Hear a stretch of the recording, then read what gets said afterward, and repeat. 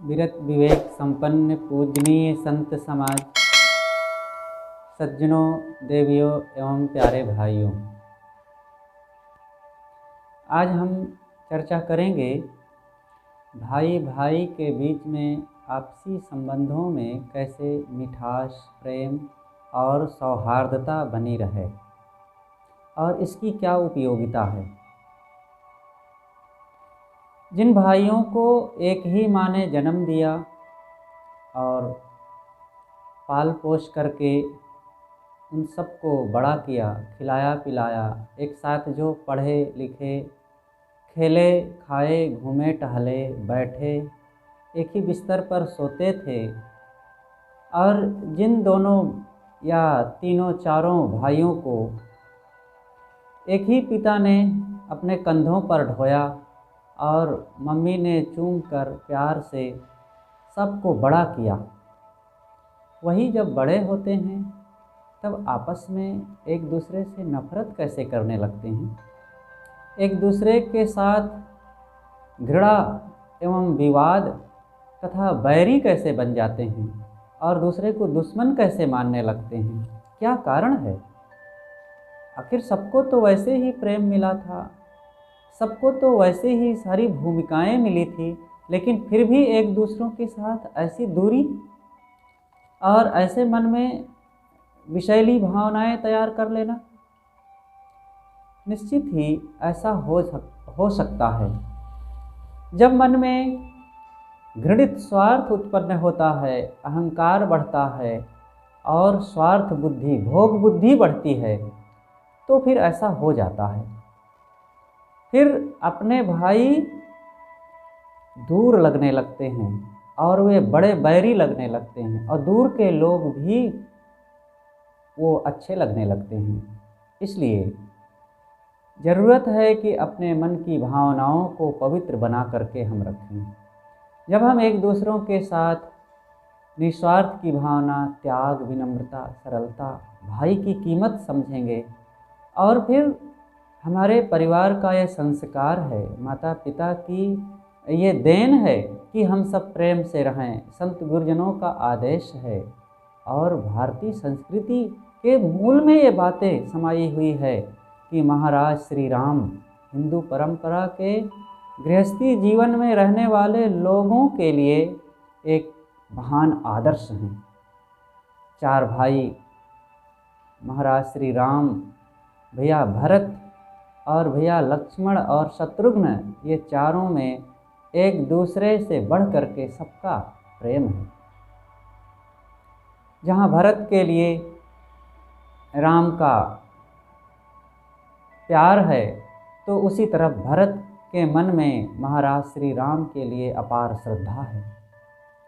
लक्ष्मण उनके अंग संग रहते हैं, लेकिन लक्ष्मण के मन में अपार अटूट प्रेम है। तो ऐसा प्रेम होना चाहिए। महाराज श्री राम माता पिता की आज्ञा मान करके 14 वर्ष के लिए वनवास चले गए। जब उनको वन जाने का समय आया, अचानक तो ये आदेश उनके ऊपर लागू हुआ, लेकिन वे थोड़ा भी दुखी ना हुए, तुरंत तैयार हो गए और कैसी सकारात्मक सोच अपनाते हैं। उन्होंने कहा कि मेरा तो चारों तरफ से उद्धार है और मुझे बन जाना पड़ रहा है, बहुत खुशी की बात है, क्योंकि माता पिता की आज्ञा का पालन हो जाएगा और भैया भरत को राज मिल जाएगा, तथा मुझे जंगल में ऋषि मुनि संतों गुरुजनों के दर्शन होंगे, तो त्याग तप संयम सदाचार का मौका मिल जाएगा, और फिर माता कैकेयी के मन में जो भाव है उनकी आज्ञा का पालन हो जाएगा। इस प्रकार से मेरे लिए बन जाना तो अति उत्तम है। कितना सकारात्मक सोच। और जो राजकुमार कभी भी जमीन पर नहीं पैर रखा और राजमहलों में और राजा का सुपुत्र अनेक सुख सुविधाओं में पला हुआ, वह नंगे पैर और बिना कोई सुविधा के, बिना कोई वाहन के, वो काटे खाई के रास्ते, आज जैसे ज़माना थोड़े था उस समय का, लेकिन वे नंगे पैर चल दिए। कितना ऊंचा आदर्श है और कितना त्यागपूर्वक रहते हैं। महाराज श्री राम जंगल में रहते हैं तो कितना त्यागपूर्वक। माँ सीता ज़रूर है उनके साथ में, लेकिन त्यागपूर्वक, और भाई के लिए वैसे ही प्रेम। और सब लोग तपस्वी का सच्चा जीवन अपना करके और साधनामय जीवन जीते हैं। तो यहाँ भाई भाई की बात है कि जो लोग एक साथ जन्मे और बड़े हुए, पढ़े लिखे, खेले खाए, बड़े होकर के कैसे एक दूसरे के बैरी बन जाते हैं, कैसे एक दूसरे से नफरत करने लगते हैं, ये बहुत ही दुखद है। ये कारण यही है कि जब तक हमारे मन में अगले के प्रति दोष देखने की भावना रहेगी, प्रेम नहीं पनप सकता। भाई भाई में ही नहीं, किसी भी व्यक्ति के साथ हम रहेंगे, थोड़े दिन प्रेम चल जाएगा, लेकिन बस कुछ ही दिन बीतने के बाद अगर ये भावना आ गई कि इनमें ये गलती है और मैं पूरा निर्दोष हूँ, तो ये निर्दोष अपने को सिद्ध करने के फेर में वो व्यक्ति गलती पर गलती करेगा और अगले व्यक्ति को विरोधी बनाए बिना, बैरी बनाए बिना वो मानेगा नहीं। इसलिए भाई हम अपने मन को संभाल करके रखें, विनम्र बने, क्षमाशील बने, अपने दोषों को हम खुद देखें, अपने अंदर हम देखें कि हमारे मन में कितनी भंगार भरी हुई है। अपनी भंगार को हम पहचानते नहीं और दूसरे के लिए बार बार उंगली उठाते हैं। जब उंगली उठाते हैं तो एक उंगली दूसरे की तरफ जाती है तो अन्य 4 उंगलियां अपनी तरफ मुड़ी होती हैं। वो 4 मिल करके कह रही हैं कि तुम अपनी तरफ देखो, दूसरे की तरफ नहीं। तो हम अपने को पहचानें। 2 भाई थे, आपस में बड़ा प्रेम था। एक दिन बड़ा भाई ऊपर चढ़ करके घी रखा था ऊपर घड़े में, और ऊपर से छोटे भाई को पकड़ा रहा था। छोटा भाई नीचे स्टूल लगा करके बड़े भाई के हाथों से पकड़ रहा था। इतने में घी का घड़ा ज़मीन पर गिर गया और सारा घी बिखर गया। घड़ा फूटने से सब घी खराब हो गया। बड़ा भाई कहता है, भैया मैं आपको ठीक से पकड़ा ना सका, मुझसे असावधानी हुई और घी खराब हो गया। छोटा भैया कहता है कि नहीं भैया, ऐसी बात नहीं है, मेरी गलती है, मेरे से भूल हुई और मैं ठीक से पकड़ ना सका, इसलिए घी खराब हो गया। देखो यहाँ पर दोनों अपनी अपनी भूल देखते हैं, अपनी गलती मानते हैं, तो इससे कोई विवाद की बात ही नहीं। अगर एक कहता कि कैसे मूर्ख आदमी हो, तुम ठीक से पकड़ ना सके और इतना मूल्यवान घी सब बर्बाद कर दिए, तो घी तो खराब हुआ ही, उनका मन भी खराब हो जाता और एक दूसरे से बैर विरोध हो जाता। और इसमें फिर छोटा भी कहता कि गलती तो अपना किए, ठीक से पकड़ाए नहीं और दोष मुझ पर लगा रहे हैं। तो ऐसे में फिर कभी व्यवहार नहीं चलता और आपस में फिर राग द्वेष यही में उत्पन्न होते हैं। अगर हमें संबंधों के महत्व को समझना है, भाई भाई एक साथ रहना है और एक दूसरे से प्रेम भाव बनाए रखना है, तो फिर अगले की नहीं, अपनी गलती को सुधारें। और अपनी गलती सुधारने से दूसरों को बदलने का बहुत बड़ा मौका मिलता है। यदि हम अपने को ना बदलें, दूसरे को बदलें और ऐसे सब लोग करें, तो कौन बदलेगा? सब एक दूसरे को कहते रहें और अपने को ना बदलें, तो सब जहाँ के तहाँ। इसीलिए आज यही दशा है, समाज में कहीं भी इस ढंग का बदलाव नहीं दिखता, बहुत कम दिखता है। इसलिए भाई अपने को हमें बदलने की आवश्यकता है। जब तक हम स्वयं को नहीं सुधारेंगे, तब तक दूसरों से कभी भी आशा ना करें। क्योंकि जहाँ 2 भाई आपस में रहेंगे तो कुछ स्वभाव की भिन्नता, ये मुंडे मुंडे मतिर भिन्ना, व्यक्ति व्यक्ति के विचारों में अंतर है। स्वभाव, रुचियों और कार्यशैली, सोचने के ढंग में यहाँ सब के अंतर होता है। भले हम एक माता पिता से पैदा हुए, भले एक साथ पढ़े लिखे खाए खेले, लेकिन हम अपना अलग व्यक्तित्व हमारा है और हमारी अलग पहचान है। इसलिए अब ज़रूरत है कि अपने अंदर कुछ संयम, कुछ त्याग, कुछ विनम्रता, कुछ सहनशीलता और कुछ सौहार्दता अंदर रख करके हम अगले लोगों की कीमत को समझें, अगले के साथ प्रेम का व्यवहार करें। और ये जब तक प्रेम का व्यवहार नहीं करेंगे तब तक समता नहीं आ सकती और हम व्यवहार को निभा नहीं सकते। मनुष्यों को चलाना सरल नहीं है।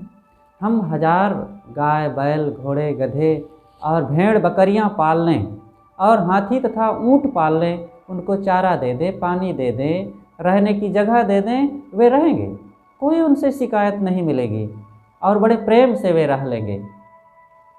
लेकिन एक मनुष्य के बच्चे को पालने में बड़ी समस्या है। वो नाना शिकायतें करेगा, नाना इच्छाएं, कामनाएं पेश करेगा और अनेक प्रकार से उसके मन में उत्पात होता रहेगा। मनुष्यों को चलाने के लिए प्रेम की आवश्यकता है, समता और सुमति, धैर्य और सहनशीलता की आवश्यकता है। जब तक इन बातों को हम जीवन में लागू नहीं करेंगे, कभी भी हम संबंधों को नहीं निभा सकते। मैं कह रहा था भाई भाई में आपस का प्रेम।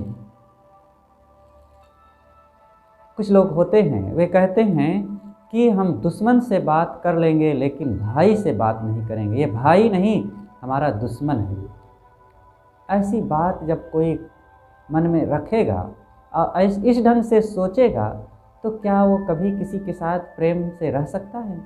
आज भाई के लिए ऐसा कहता है, वही व्यक्ति कल पत्नी के लिए कहेगा, परसों बेटे के लिए कहेगा और कहाँ तक कटेगा?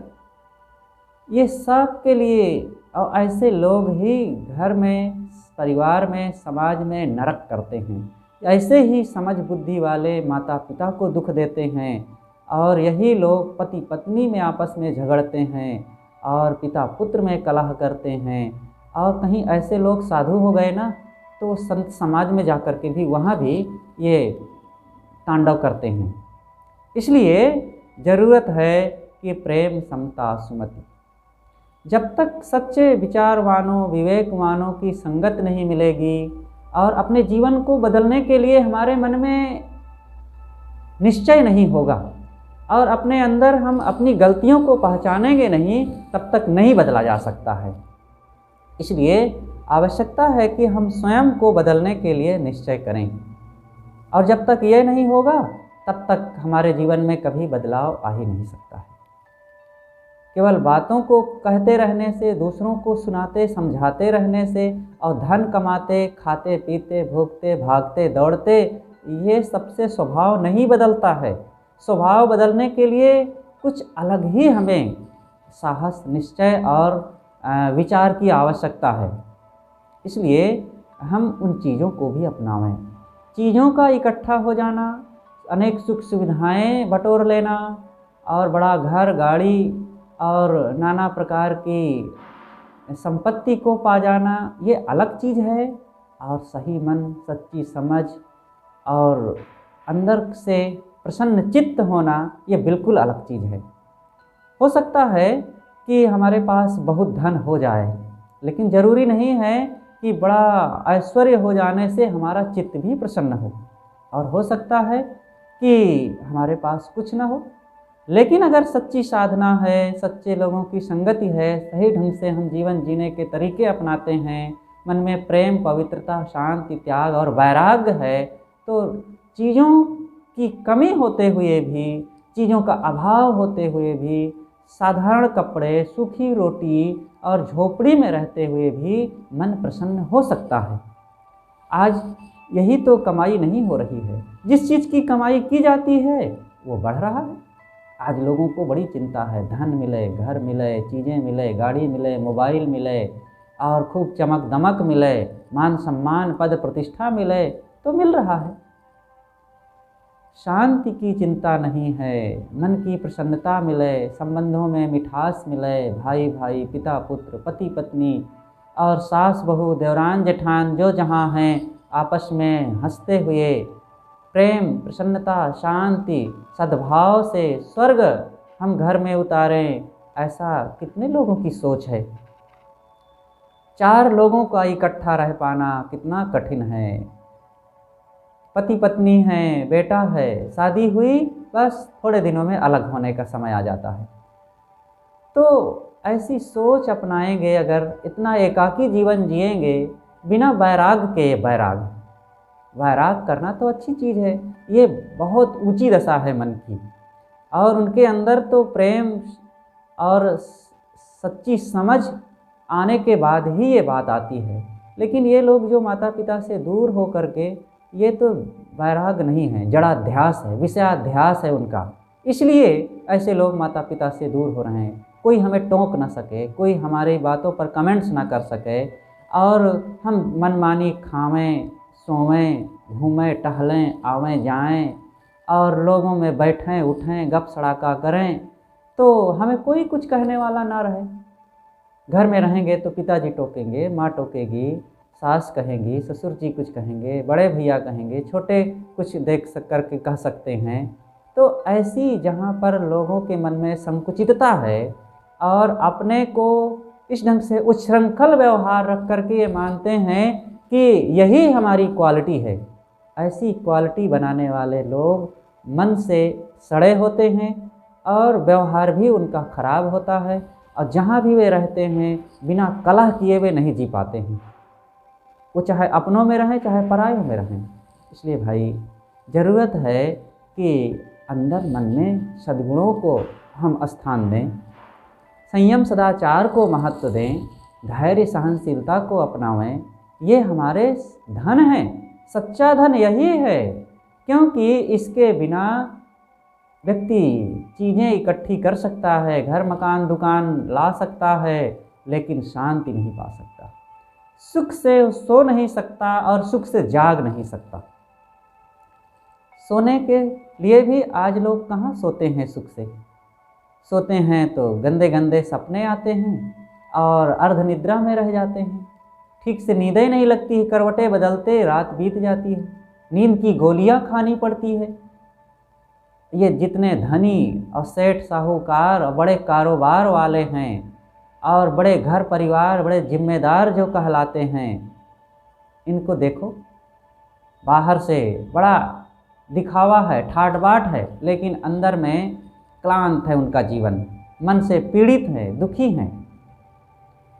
ऐसा नहीं है कि सब लोग दुखी हैं। जहाँ उन धनियों में ठाट बाट और साज सज्जा से सजे लोग हैं, अगर वहाँ संयम सदाचार भक्ति ज्ञान त्याग वैराग समता सुमति है, तो वहाँ भी आनंद प्रसन्नता है।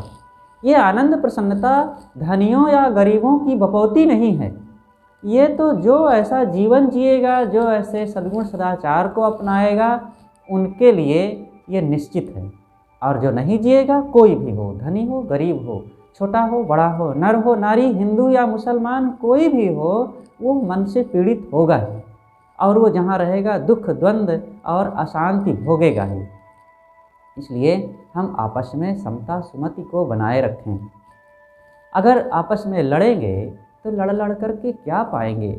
बाहर के लोग मजा लेंगे और भाई भाई हम अपनी मूर्खतावश एक दूसरे से राग द्वेष करके, तनाव करके, और इस ढंग से जब जीवन बनाएंगे तो हमारा भौतिक रूप से भी तो नुकसान है। जब घर में 4 भाई हैं, 2 भाई 3 भाई जितने भी हैं, जब एक साथ रहेंगे तो कोई एक काम कर रहा है, दूसरा एक काम कर लिया, कोई बाहर गया है तो एक घर को संभाल रहा है, कोई नौकरी कर रहा है तो एक खेती संभाल ले। तो इतने कितना एक दूसरे के साथ समझौते करके आपस में प्रेम होने से सब घर का काम निपट जाता है। और लड़ गए, झगड़ गए, सारी उन्नति रुक गई, सारा कारोबार बंद हो गया, और फिर अकेले चले गए, अब वहाँ रह रहे हैं। अब घर को छोड़कर बाहर जाते हैं तो घर वीरान पड़ा, और घर में रहते हैं तो कुछ कमाई नहीं हो पाती है, और फिर बच्चों को कौन देखे और घर की और व्यवस्था कौन संभाले। तो भाई किसी न किसी ढंग से प्रवृत्ति तो अपनाना ही पड़ेगा, कुछ तो सहना पड़ेगा। बिना सहनशीलता के आप कहीं सुखी हो नहीं सकते।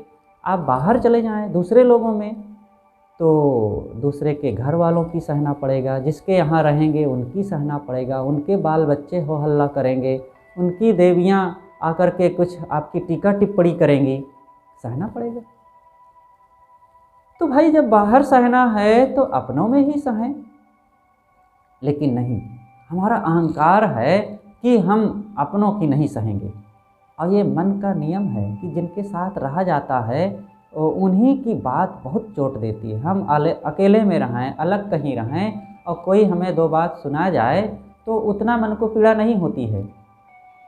लेकिन हमारे पिताजी कुछ कह दे, भाई कह दे, सासू माँ कह दें, माँ कह दे, भाभी कह दे, तो बहुत पीड़ा होती है। उन्होंने मुझे ऐसा क्यों कह दिया? क्योंकि अपने घर में जब कोई कहता है तो अपने करने का अहम जगता है कि मैं इस घर में रह करके ये काम करता हूँ, ये उपलब्धि देता हूँ, ये रुपया कमाता हूँ और मेरी ये योग्यता है और मैं इस घर को बनाने में ऐसा किया, मेरी ये प्रतिष्ठा है और मैं बड़ा हूँ। कि ये अहम जब आ जाता है ना, तब अपनों की व्यक्ति नहीं सह पाता है। यही तो अपने अहम को डाउन करना है। एक तरफ हमें श्रमशील, कर्तव्यनिष्ठ और कर्मठ होकर के सारा काम भी करना है। ऐसा करने से हमारे अंदर का व्यक्तित्व निखरेगा, व्यवहार हमारा अच्छा होगा और भौतिक रूप से घर परिवार की उन्नति होगी और सबको सुख सुविधाएं मिलेंगी। यह करना भी पड़ेगा। और दूसरी तरफ अपने आप को विनम्र भी रखना पड़ेगा। मैं कुछ नहीं कर रहा हूँ, सबका सहयोग है, सबका प्रेम, और ये सच भी है। जो हमारी उपलब्धि हैं, सब काम कर रहे हैं और खूब धन भी आ रहा है, परिवार भी चल रहा है, खेती बाड़ी, दुकान, व्यापार भी और आश्रम, मठ, मंदिर भी बढ़िया चल रहे हैं, तो कोई एक नहीं कर रहा है। हम चाहे कि हमारे नाते हो रहा है, ऐसी बात नहीं। सबके सहयोग से, एक छोटे बच्चे का भी योगदान है। अगर वो बगावत कर दे और वो किसी ढंग से उल्टा बोलने कहने लग जाए और उल्टी चाल चल जाए, एक घर की गृहिणी अगर गलत करने लग जाए, तो हमारी सारी फिर कर्मठता धरी रह जाएगी और सारी योग्यता पर पानी फिर जाएगा। इसलिए कभी ये अपने मन में अहम नहीं आना चाहिए। जो लोग घर में दो भाई हैं और बड़ा भाई थोड़ा कुछ काम धाम करने लगे, बाहर बड़े लोगों में आना जाना होता है उनका, तो अपने लिए थोड़ा कुछ विशेष वे समझने लगते हैं कि मुझे अलग ढंग से भोजन मिले, अलग मेरी क्वालिटी हो, अलग सुख सुविधा विशेष मुझे मिले, तो वे भी घर को ख़राब करते हैं। आप कर रहे हैं, अच्छा है, ये घर के लिए आपका बड़ा सहयोग है, लेकिन उसी घर में सबके साथ रहते हुए आपके लिए घी मिले और सबको ना मिले, आपको दूध दही मिले, दूसरों को ना मिले, आपको विशेष चावल का भात मिले और दूसरे साधारण खाएं, ये अच्छी बात नहीं है। समता भाव रखिए, सबके साथ रह रहे हैं। वो बच्चे देख रहे हैं कि पिताजी ऐसे खा रहे हैं, चाचा जी या दादाजी ऐसा खा रहे हैं, हमारा तो साधारण है। वो क्या जाने कि आप कितने बड़े आदमी हैं, लेकिन उनके मन में तो ये हो रहा है। भाभी देख रही है, बहन देख रही है, भैया देख रहे हैं और दूसरे लोग देख रहे हैं और आप अपनी क्वालिटी बनाते फिर रहे हैं। ये अच्छा नहीं है। ये घर समाज को फोड़ना है, बिगाड़ना है। इसलिए हम समता से रहें, थोड़े में निर्वाह करें और सबके साथ, अगर अच्छी चीज़ें खाने का शौक़ है तो सबके लिए व्यवस्था करें, फिर सब लोग मिल बांट करके खाएं। इसलिए ऐसा नहीं होना चाहिए। तो एक बार की बात, आपस में दो भाई थे, बड़ा प्रेम था, लेकिन बस स्वार्थ बुद्धि। वो एक बड़ा भाई जो था वो अपनी कुछ विशेष वरीयता घर में कायम करना चाहता था कि मुझे ज़्यादा सुविधा मिले। तो इस बात को लेकर के घर के बच्चों में कुछ ऐसी भावना जगी और फिर छोटे भैया ने भी कुछ कह दिया और बड़ा भाई आग बबूला हो गया और बातें बढ़ गई, यहाँ तक कि एक दूसरे पर कटु शब्दों की बौछार होने लगी। तो बड़ा भाई ने क्या किया, लाठी लेकर के छोटे भाई पर दे मारा। और लाठी जब मारा तो उस समय छोटा भाई बड़े भाई के छोटे बच्चे को गोद में लेकर के खेला रहा था और साथ साथ बड़े भाई से कुछ बातें भी करता जा रहा था। लेकिन जब बड़े भाई ने लाठी मारा तो छोटे भाई को लाठी ना लग करके उसके गोद में बैठे हुए उसी भाई बड़े वाले के बच्चे के सिर पर लग गई लाठी और लाठी लगते ही वो नन्हा कोमल बच्चा, उसका सर फट गया और तुरंत वहीं ढेर हो गया।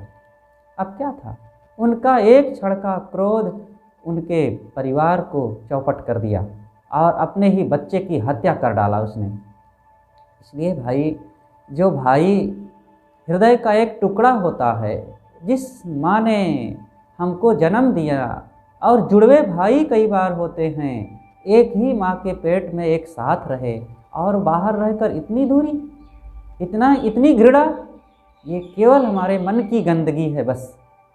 इसलिए ऐसी गंदगी का त्याग होना चाहिए। ऐसा कभी ना सोचें कि हम एक दूसरे के दुश्मन हैं। अरे मनुष्य हैं, भाई भाई हैं, और ज़रा मनुष्यता को अपनावें। तो मनुष्यता का नियम यह है कि दूर का भी कोई व्यक्ति आ जाए तो उससे भी हम प्रेम करें, वह भी हमारे घर में समाहित हो जाए, हमारे प्रेम और हमारे सद्भाव का वह भी पात्र बन जाए। लेकिन हम तो ठहरे स्वार्थी ना। हमें सब लोग सुविधा दें, सम्मान दें, बड़ा माने, हम किसी को ना माने, हमें ना झुकना पड़े किसी से। ये ऐसा सोच करके, ऐसी मन की धारणा बना करके हम कहीं सुखी नहीं हो सकते हैं। देखिए, एक उदाहरण मुझे याद आ रहा है कि कितना आदर्शपूर्ण है यह। एक गांव में दो भाई रहते थे, बहुत प्रेम आपस का, एक दूसरे के लिए अपनी जान छिड़कते थे। तो दोनों का प्रेम भाव से जीवन बीतता रहा, लंबा समय बीत गया, दोनों बूढ़े हो गए। समय बीता, अब बड़े भाई ने एक दिन सोचा कि अब लगता है कुछ घर, धन, जमीन आदि में बंटवारा हो जाना चाहिए, क्योंकि आगे भविष्य का ठिकाना नहीं। बच्चों में आपस में तनाव हो, किसी बात को लेकर के विवाद हो तो ये अच्छी बात नहीं है। यही सोच करके उन्होंने छोटे भाई से कहा कि भैया, ऐसा कुछ हो कि कुछ धन, जमीन और घर आदि का बंटवारा हो जाता तो अच्छा रहता। छोटे ने कहा कि भैया, ऐसी क्या बात है, क्यों ऐसा हो जाए? तो बड़े भैया ने कहा कि नहीं नहीं, ऐसी कोई बात नहीं है, लेकिन आगे बच्चों में कलह ना हो, ऐसा सोच करके मैंने कहा। तो छोटे भाई ने कहा ठीक है भैया, आपकी ही जब आज्ञा है तो ऐसा ही किया जाएगा। तो बड़े भाई के 4 बेटे थे और छोटे भाई के 1 बेटा था। तो छोटे भाई को जिम्मेदारी मिली बड़े भैया से कि अपनी सारी प्रॉपर्टी का बंटवारा किया जाए। तो छोटे भाई ने 5 भाग किया और 5 भाग में सबको बराबर बराबर ज़मीन, धन और मकान दे दिया। बड़ा भाई जब सुना और जाना, कहा ये तुमने क्या किया? उन्होंने कहा भैया, मैंने अच्छा किया। उन्होंने कहा कि अरे ऐसा नहीं किया जाता, हम 2 भाई हैं और सारी प्रॉपर्टी में, सारे रुपए पैसे में 2 भाग लगाओ। 1 भाग में तुम्हारा बेटा रहेगा और 1 भाग में मेरे 4 बच्चे रहेंगे। तब छोटे भैया ने कहा कि भैया, हम लोगों का बंटवारा नहीं हुआ है, ये बच्चों का बंटवारा है और बच्चे 5 हैं तो 5 भाग में ही हिसाब होगा, 5 हिस्से ही होंगे। इसलिए अब जो बटा है यही रहेगा और सबको बराबर मिलेगा। हम आपस में एक हैं और बच्चे 5 हैं हमारे, ना 1 है ना 4, 5 हैं, इसलिए 5 ही रहेगा। छोटे भाई की बातें सुन करके बड़ा भाई भाव विभोर हो गया और अपने भाई के इस सद्भाव से उसको गले से लगा लिया। सोचिए, यह भी एक उदाहरण है, उदाहरण ही नहीं, ये घटना है। और ऐसा भी प्रेम होता है भाई भाई में। 1-2 भाई की और भी दूसरी घटना याद आती है कि बड़ा भाई थोड़ा स्वार्थी बुद्धि का था। पिताजी थे तो पिताजी भोले भाले गांव के रहने वाले सीधे साधे थे, तो उनको अपनी बातें कह कह करके कुछ अपने नाम कुछ ज़मीन करवा लिए और छोटे भाई को उल्लू बनाते रहे। धीरे से पिताजी का शरीर समाप्त हो गया। अब उनका दशगात्र करना था तो उसमें कुछ कर्ज लिया गया और काम हो गया। थोड़े दिनों बाद फिर और कुछ काम ज़रूरत पड़ी तो भैया पैसा कहाँ से आवे, तो अमुक ज़मीन को थोड़ा सा बेच दिया जाए। तो छोटे भाई ने कहा कि ठीक है भैया, बेच दिया जाए। तो बड़े ने कहा कि कहाँ दूसरे को बेचेंगे, मैं ही खरीद लेता हूँ। तो उन्होंने कहा ठीक है भैया। तो पहली बात तो बेचवा भी दिया, और दूसरी बात स्वयं खरीदने के नाम पर आधे दाम पर ले लिया। और फिर काम हो गया, जिस काम के लिए पैसे की ज़रूरत थी वह काम हुआ। अब इधर भाई की सारी चीज़ें सब डाउन होती गई, छोटे भाई की। अब एक किसी ज़मीन को लेकर के थोड़ा सा मुकदमा चल रहा था, आपस में बैर विरोध हो गया था, कुछ ज़मीन की बात थी। तो कहा कि कोर्ट में न्याय होगा। बड़ा भाई मान नहीं रहा था। छोटे भाई ने कहा भैया जैसा कहें वैसा हो जाएगा। लेकिन कुछ ऐसी बातें हुई कि कोर्ट तक मामला चला गया। तो छोटे भाई को भी जाना था वहाँ पर कुछ जवाब देने के लिए, तारीख पड़ी। तो बड़ा भाई ने छोटे भाई से कहा कि मैं जाता हूँ अंदर, जब ज़रूरत पड़ेगी तो तुम्हें बुलाऊंगा। और वो कुछ ज़बरदस्ती ज़मीन का मामला था, और उससे दस्तक करवा करके और भी ज़मीन हड़पना चाहता था बड़ा भाई। तो बड़े भाई जूता उतार करके गए अंदर, छोटा भाई वहीं बैठा था। तो छोटे भाई ने देखा कि भैया आएंगे और धूप में जूता पड़ा हुआ है, तो गर्म हो जाने से जब पहनेंगे तो उनका पैर जल जाएगा। ऐसा सोच करके उन्होंने जूता को उठा करके अपने झोले में डाल लिया।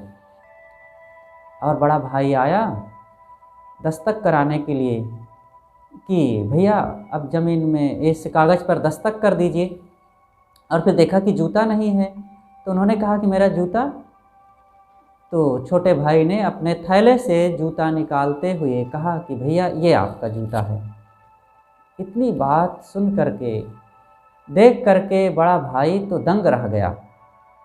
उन्होंने कहा कि तुम थैले में क्यों भर लिए मेरा जूता?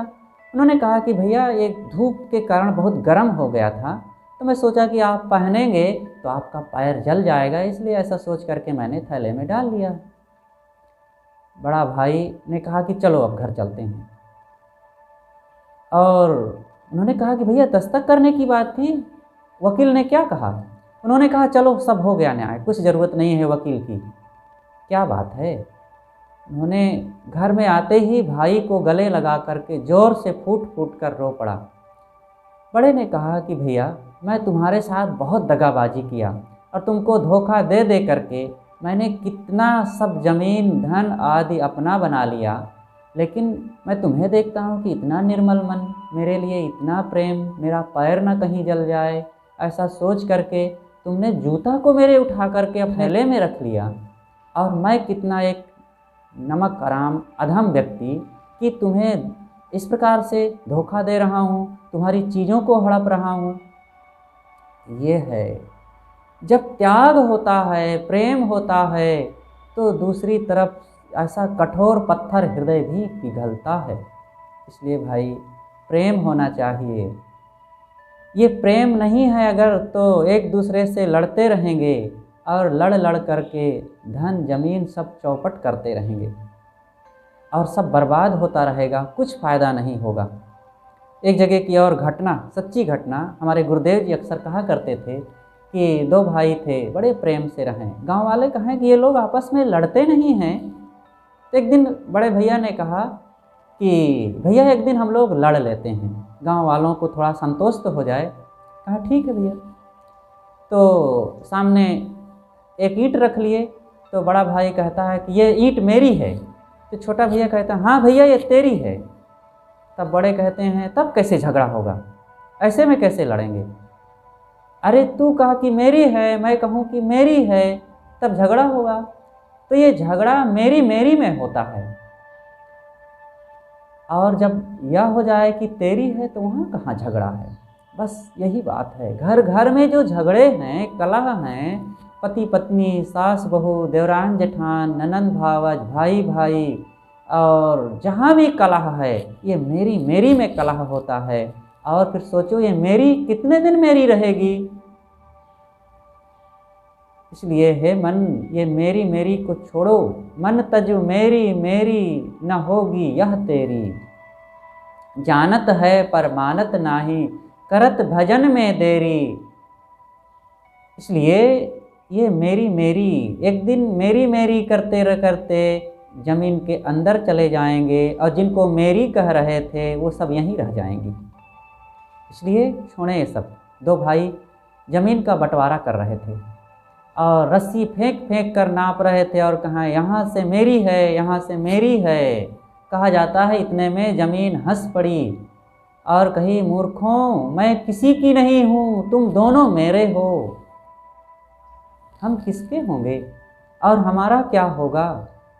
अरे दो दिन की ज़िंदगी है, ये घर ज़मीन मकान रुपए आदि का उपयोग कर लो, खाए पकाए लुटाए ले, कर ले अपना काम, चलती बेरिया रे नरा संग न चले छदाम।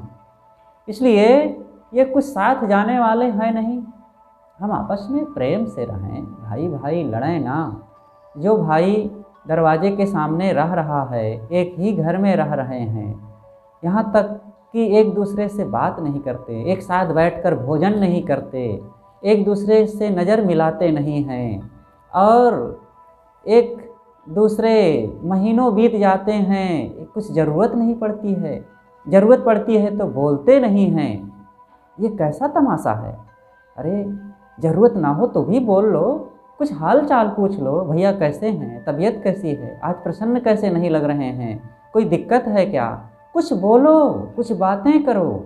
ये बोलने से कुंडी खुलती है। हमारे मन में तो चोर बसा हुआ है ना, स्वार्थ का, अहंकार का और बुद्धि का, भोगों का। ये चोर जब तक रहेगा ना, हमें कभी भी सुख से ना बैठने देगा और न दूसरों को सुखी रहने देगा। इसलिए इस अपने अंदर के चोर को मारो। हम तो बाहर वालों को सता रहे हैं। ये कैसा अनर्थ हो रहा है। इसलिए समाज में जो ये दशा हो रही है, आपस में टूटन, ये टूटन हमारी और आपकी है। इसलिए कहीं ऐसा देखें तो जो बन सके हम किसी को और तोड़े नहीं। जहाँ पर यही स्वार्थ बुद्धि है तो लोग तो तमाशा देखेंगे, उनको आनंद आएगा। हम लड़ें खूब तो उनका क्या जाता है, वो और कुछ व्यंग बोल बोल करके हमें लड़ाएंगे। लेकिन यह भी गलत है। हम खुद सावधान बने, हम लड़ें नहीं, प्रेम का जीवन जिएं और स्वार्थ तथा अहम बुद्धि का त्याग करें। दो भाई थे, आपस में कुछ विवाद हो गया था। एक विद्वान ने लिखा है कि मैं घूमते हुए एक दिन उधर गया तो रामायण का पाठ हो रहा था। मैंने लोगों से पूछा कि ये कैसा अनुष्ठान, किस कारण से रामायण का पाठ किया जा रहा है। तो इतने में वो घर का मालिक ही निकल आया। उन्होंने कहा कि बस एक मुकदमे में विजय के कारण हमारी विजय हो जाए, इसलिए हमने संकल्प किया था कि हम रामायण का पाठ करवाएंगे, साप्ताहिक पाठ। उन्होंने कैसी विजय, किसके साथ मुकदमा? कहा वो भाई को लेकर के एक ज़मीन की बात थी, तो भाई से काफ़ी दिनों से मुकदमा चल रहा है, तो हमारी विजय हो गई है। तो हमने अनुष्ठान किया था कि अगर विजय हो जाएगी मुकदमे तो हम रामायण का पाठ करवाएंगे। तो उस विद्वान ने लिखा है कि मैंने उस व्यक्ति को ठीक से डांटा कि मूर्ख कहीं का, तू रामायण का पाठ कर रहा है मुकदमे में भाई से विजय पाने के लिए, और रामायण का पाठ? जिस राम ने अपने घर धन जमीन प्रॉपर्टी सब कुछ भाई को त्याग करके 14 वर्ष के लिए जंगल को चले गए कि भाई को मिल जाए, माता की आज्ञा पूरी हो जाए, पिता का वचन खाली ना जाए और भाई को सुविधा मिल जाए, और उसी भाई से तू जमीन हड़पने के लिए और उस आदर्श मर्यादा पुरुषोत्तम महाराज श्री राम की कथा करवा रहा है। धिक्कार है तेरे को, और तुम्हारी इस रामायण का कोई मतलब नहीं है, और तुम्हारी बुद्धि को तो लकवा लग गया हुआ है, ऐसी सोच तुमने कैसे अपना रखा है। ऐसा कह करके उन्होंने खूब फटकारा और तुरंत उन्होंने जा कर के क्षमा मांगा उस सज्जन से। उन्होंने कहा मेरे से क्षमा मांगने से काम नहीं बनेगा, जाओ अपने भाई को बुलाओ और भाई से क्षमा मांगो, गले मिलो, और आज के बाद सारी जो आपस की एक दूसरे की प्रतिद्वंदिता है इसको मिटाओ और एक दूसरों के साथ रहे। छोटी छोटी बातों को लेकर के हम लड़ना, बहुत हमें लड़ना, ये हम भारतवासी लोग बहुत लड़ाकू हो गए हैं। बाहर के लोग इतना लड़ते नहीं हैं। वे बहुत कुछ ऐसी बातें हो जाएगी तो दूर हट जाएंगे, छोड़ देंगे, शांत हो जाएंगे, लेकिन लड़ते इतना नहीं हैं। लेकिन हम लोग चीज़ को छोड़ेंगे भी नहीं, अहंकार को भी नहीं छोड़ेंगे और लड़ेंगे लड़ेंगे। गुरुदेव जी कहा करते थे, एक जगह अवध क्षेत्र की घटना है, एक गांव में थे, एक सज्जन आए, कहें साहब ये पड़ोसी से मुकदमा चल रहा है थोड़ी ज़मीन को लेकर के। कहें मुकदमा कितने साल से चल रहा है? उन्होंने कहा साहब 12 साल से मुकदमा चल रहा है और बहुत पैसे खर्चे हो गए। और गुरुदेव जी ने कहा कि भाई कुछ समझौता करो, बहुत मुकदमे मत लड़ो। काफ़ी वर्षों के बाद पुनः गुरुदेव जी को जाना हुआ और करीब 27 साल बीत गए थे। और फिर जब मिले तो कहें साहब 27 साल से मुकदमा चल रहा है और बहुत रुपए, लाखों रुपए खर्च हो गए। गुरुदेव जी ने कहा, अरे तो ये 27 साल के मुकदमे तुम क्यों लड़ रहे हो? और उन्होंने गुरुदेव जी ने कहा कि जरा ज़मीन तो दिखाओ कितनी है। तो ज़मीन दिखाए तो बस 4 खाद डाल दो तो ज़मीन ढक जाएगी। और उस ज़मीन को लेकर के लाखों रुपए खर्चा कर चुके थे। और एक बार गुरुदेव जी ने कहा था कि आखिर क्यों लड़ रहे हो? तो बड़े रौब से उन्होंने कहा था, साहब ज़मीन की लड़ाई नहीं, बात की लड़ाई है। और ये बात की लड़ाई में लाखों रुपए खर्च कर दिए, इतना समय बर्बाद किए, जीवन का अनमोल जो समय जिसमें शांति साधना भजन भक्ति का काम किया जा सकता था, और इसको ये तुच्छ चीज़ ज़मीन में अपना समय बर्बाद कर डाले। और आपस में चारों तरफ थू थू हो रहा है और बैर विरोध मन का नरक पाल रहे हैं। ये तुम्हारा जो रोब है ना, बात की लड़ाई, ये मन का नरक निकालो। ये ज़िंदगी स्वर्ग में और हंस हंस करके आनंद का जीवन जीने के लिए मिली हुई है, लेकिन लड़ लड़ करके पशुता की ज़िंदगी कुत्तों की तरह जीना, ये कहाँ की इंसानियत है? इसलिए भाई भाई में प्रेम होना चाहिए और इस प्रेम के लिए स्वार्थ का त्याग आवश्यक है। और जब तक इस अंधेपन का हम त्याग नहीं करेंगे, कभी भी शांति नहीं मिल सकती है और कभी हमारा जीवन खुशहाल नहीं हो सकता है। इसलिए जहाँ भी रहें सुमति संगठन प्रेम बनाए रखें। ये प्रेम बहुत बड़ी चीज़ है और ज़रूरत पड़ने पर ये भाई लोग ही काम आएंगे और यही हमारे सुख दुख में साथी बनेंगे। और इन्हीं से नफ़रत करके बैर विरोध करके कैसे काम बनेगा? कैसे आपका जीवन खुशहाल होगा? देखिए, साल भर में कैलेंडर भी बदल दिया जाता है और उसके बाद आप 2 साल 3 साल का घर में देखो, किसी के कैलेंडर नहीं मिलेगा, लेकिन 10 साल 20 साल पुरानी बात को पाले रखे हो। ये कितना मन की हृदयहीनता है और गंदी आदत है।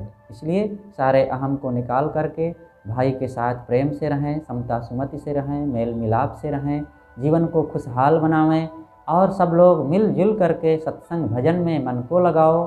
ये जीवन भजन शांति साधना के लिए मिला हुआ है। संसार को छोड़ना है, वैराग्य बोध और गुरु भक्ति अपना करके अपने स्वरूप को पहचानो। आजकल में सब कुछ जहाँ का तहाँ रह जाएगा, शरीर भी यहीं रह जाएगा, उत्तर दक्षिण को हम लटा दिए जाएंगे और लकड़ियों के बीच में रख करके आग लगा दी जाएगी और बस कुछ मिनटों में एक ज्वाला के रूप में बदल करके यह जीवन समाप्त हो जाएगा। सारा राग द्वेष, सारा अहंकार, सारा स्वार्थ, सारा लोभ मोह वासनाएं सब यहीं खाक हो जाएंगी और तुम जो इसके किए हुए संस्कार रहेंगे मलिनता के, वही लेकर के जीव को जाना होगा। इसलिए भाई इस मलिनता को यहीं धो डालो। ये मानव जीवन मन को धोने के लिए मिला हुआ है, लेकिन धोने का ना काम करके हमने तो इसको और दाग पर दाग लगाया। घोर आश्चर्य की बात है और कितना अनर्थ हो रहा है। हम दूसरों को धोखा नहीं, अपने को धोखा दे रहे हैं और धोखेबाज बन करके ज़िंदगी भर हमने केवल अपने को ठगा और धोखा दिया। इसलिए अपने को ठगना और धोखा देना छोड़ करके अब सरल विनम्र हो करके सच्चे संतों गुरुजनों की शरण में जाएं, आत्म कल्याण, समाज कल्याण, परिवार कल्याण का काम करें और अंततः अपने स्वरूप में स्थित हों। बस अपनी बातें यहीं पर मैं विराम देता हूँ। बोलिए सद्गुरुदेव की जय।